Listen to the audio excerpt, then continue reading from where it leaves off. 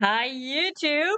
I am here today with a special guest. Hello, Jambre. It's my husband, Jambre.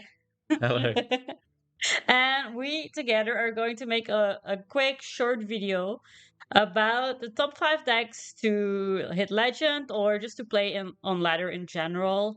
We've been looking at the Hearthstone replay data for a bit, and we came up with these 5 decks that should make you grind. And we have a little bit of everything. So we have some tempo-y stuff, we have a control deck, we have a combo deck. So a little bit for everyone. I'd say we're gonna start with what is probably the strongest deck on ladder right now since the expansion went live. And that is this Handbuff Paladin. I haven't really played it myself. I think Jambre has tried it out a Yeah. little bit earlier. Plus, you will see it everywhere on ladder, right? When you start playing Hearthstone now, when you queue a game, there's a high chance of queuing into this Handbuff Paladin, and that is obviously because it is just so strong. It doesn't really have any hard counters, I think. And the deck can just basically do everything. It can make a board, it can full heal, it can deal with your board, and it can OTK. Yeah. So it is very hard to deal with all the stuff that's happening. Jamber, can you talk us through the mulligan and maybe some overall tips on how to play this deck optimally? Okay. So first of all, there's two variants of Paladin that you might be familiar with on ladder. One is like an excavate one, and the other is just like a pure hand buff with Mm. South Sea deckhand to kill them. Yeah. The stats say that this variant is better all round than the other variant. So if you're trying to max win rate, and I think it's also probably a bit more fun, Yeah. this one as well, because you get like more value. Yeah, the excavate stuff is just kind of fun to Yeah. play. So I would recommend playing this version. Hmm. As for tips on the mulligan, Yeah, the card you really want to find the most is the weapon, of course. yeah, this one. So obviously, always keep that, and you can always keep instrument tech as well to find it. Also, I would say always keep the Tigerish plushie. Combos Okay. really well. 3 mana one. Where is it? Oh yeah, Yeah, here. yeah. It combos really well with the weapon, and it means you always can stabilize while you're hand buffing and being Yeah. a little slow for a little bit. You take some face damage, buff up all your hand, and then you stabilize with this. So my main tip for this deck would be you need to be a little bit greedy with your hand buffs. You don't really want to be playing the Tigress on 3, even if it kills something. Just think, can I take some damage for a little bit and just plan around your full heal turns. It doesn't always have to have the aura to heal. Sometimes the plushie is just enough. Yeah. But there's a fair amount of rush minions in this deck, so it's pretty easy to reno yourself basically every turn. Yeah, I have had that happen Yeah. to me a couple of times.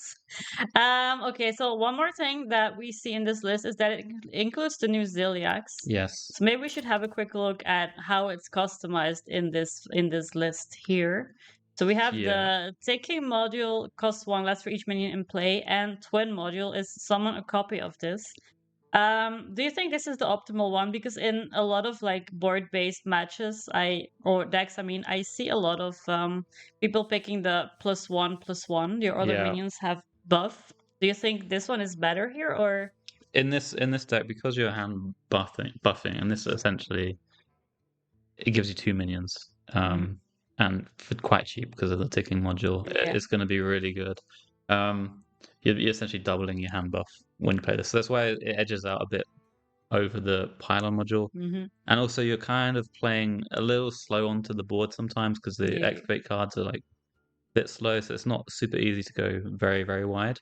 Okay. So I think this is the best one.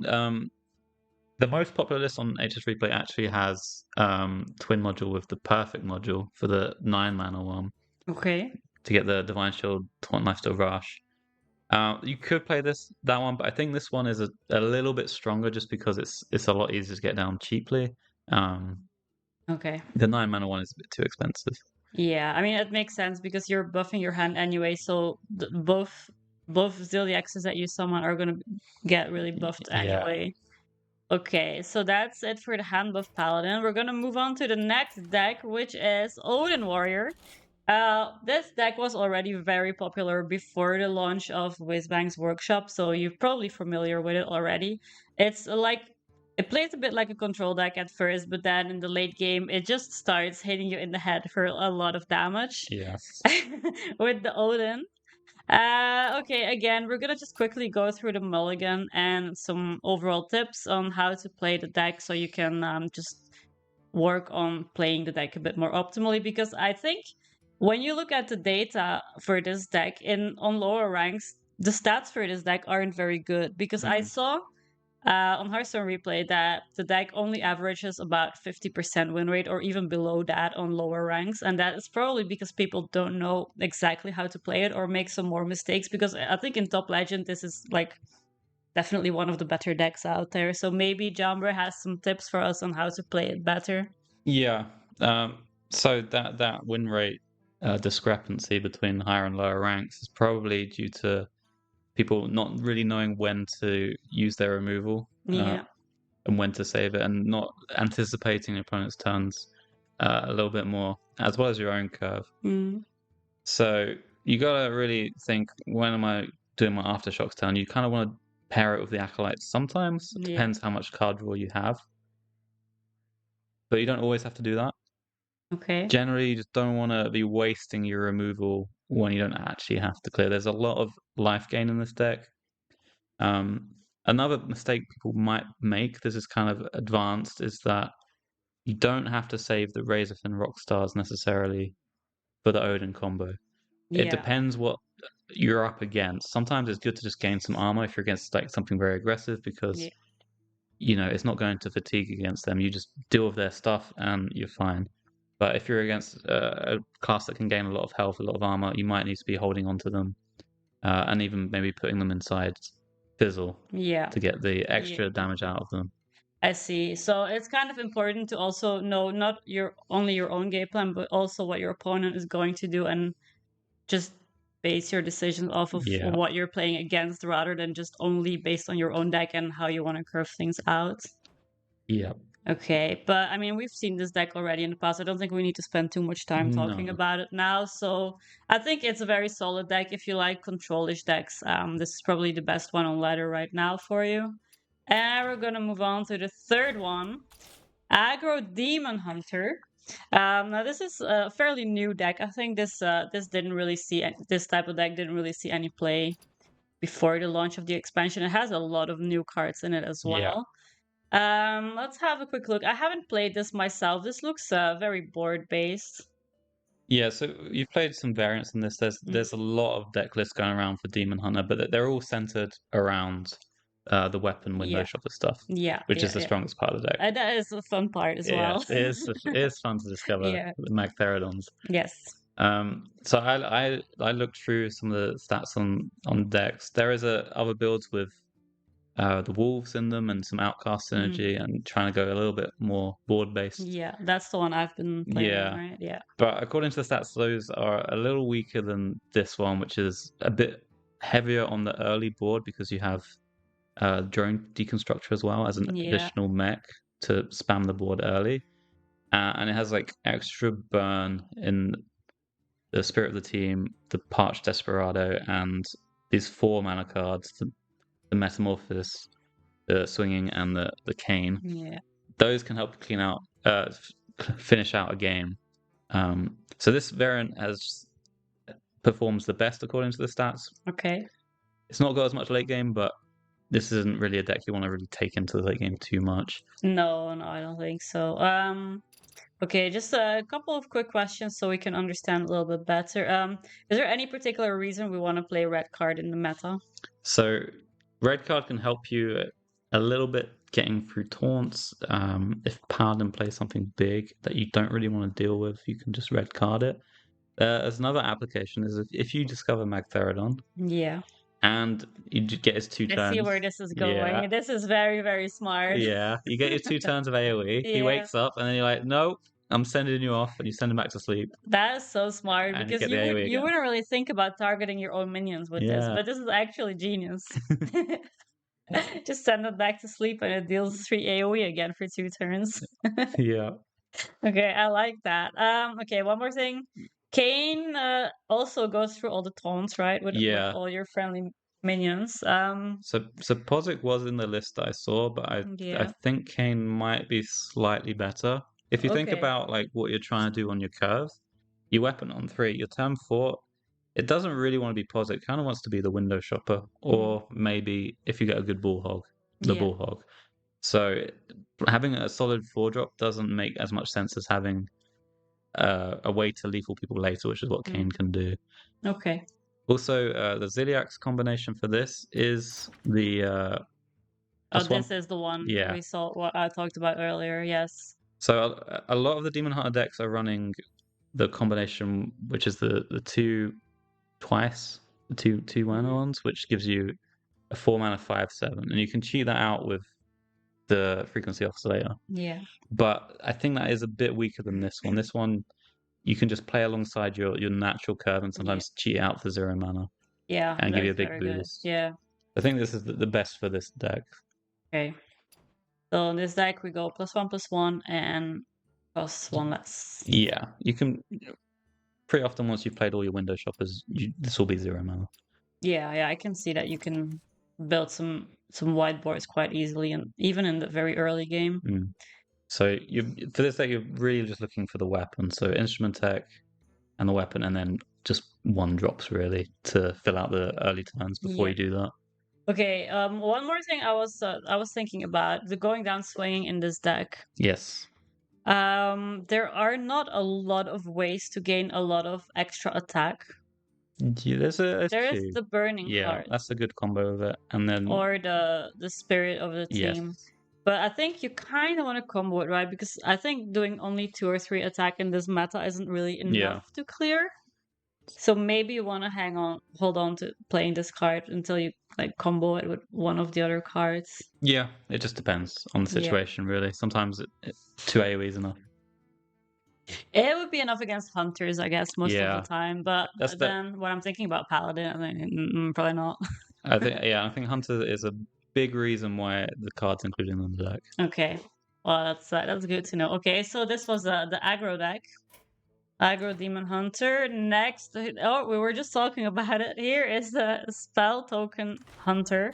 Yes. I have played this a bit on stream earlier today. It's basically just curving out your minions, like making a really wide board of small stuff, and then either buffing it up with some of the minions or the options we have, or giving them the death rattle with saddle up. Yeah. So the board gets a little bit sticky.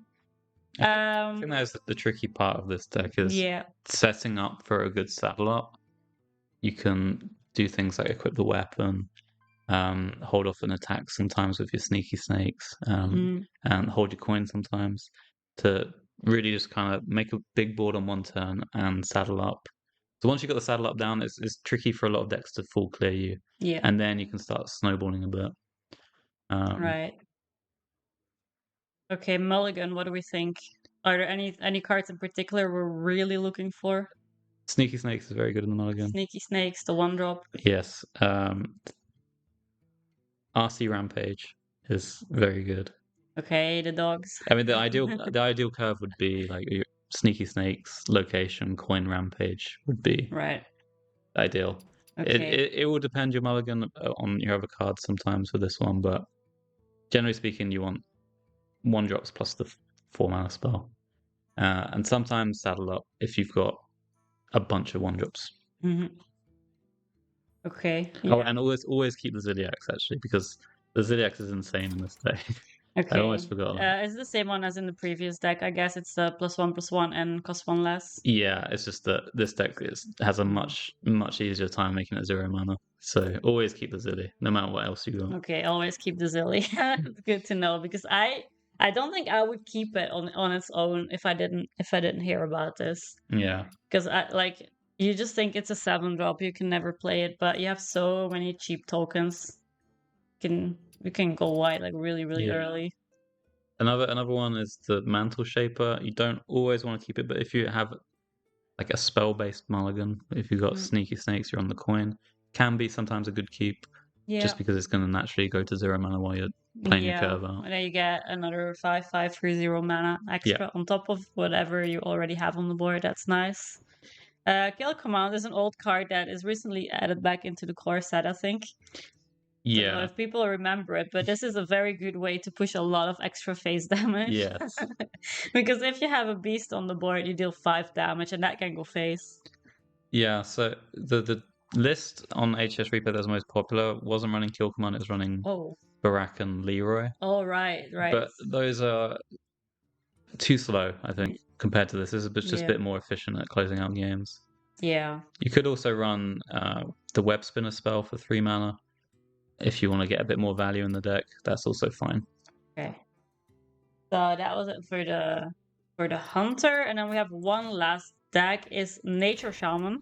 Again, Nature Shaman, when you look at the stats, doesn't look very good because a lot of people probably make mistakes playing it. It was already the case with the previous Nature Shaman versions that people played before the launch of this expansion. It's a very tricky deck. You need to know how to play it.